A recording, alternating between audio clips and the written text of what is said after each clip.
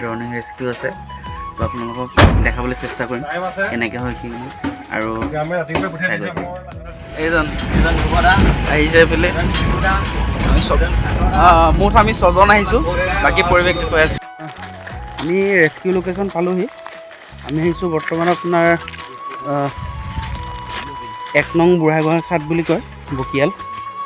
এইফালে বেকচাইডে আছে কালিয়নী নৈ ইয়াতে মাছ ধৰি পেলাই আহি পেলাই ল'ৰাজন পানীত পৰিছিলে তো কালি বিচাৰি নাপালোঁ তো আজি আকৌ চাবলৈ আহিছোঁ কি হয় আশা কৰোঁ পাই যাম পানী বাঢ়ি আছে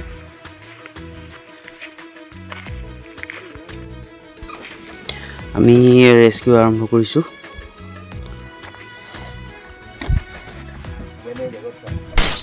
এনেকৈ কিয় ঘূৰাই জানেনে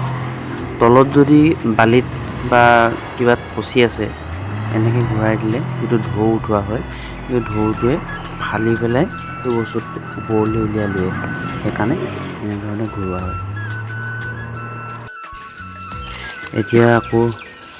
তলত গৈ চাইছেগৈ আৰু মই যিজন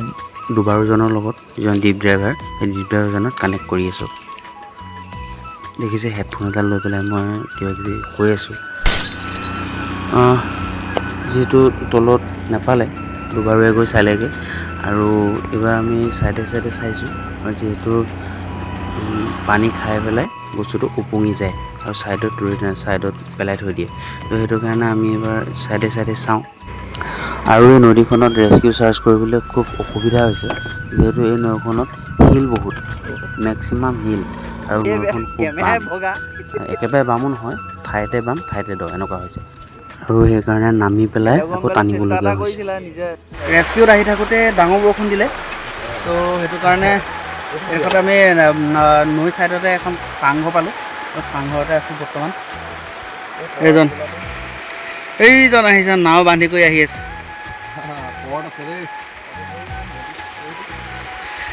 এইজন চক মেলেং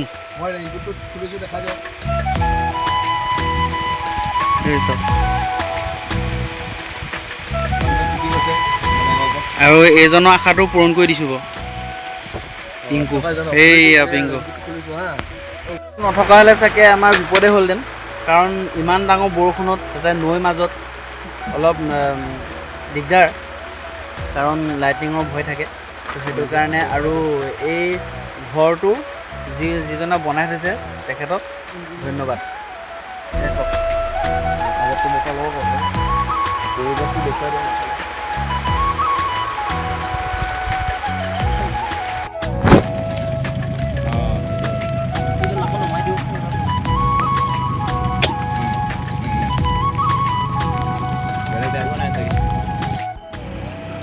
চাওকচোন এই দূৰৈ পাহাৰখন কিমান ধুনীয়া লাগিছে আঁতৰৰ পৰা কিন্তু সেই পাহাৰৰ কাৰণে আজি শিৱসাগৰত ভয়ানক পৰিস্থিতি সঁচাকৈ প্ৰকৃতিৰ কি সৃষ্টি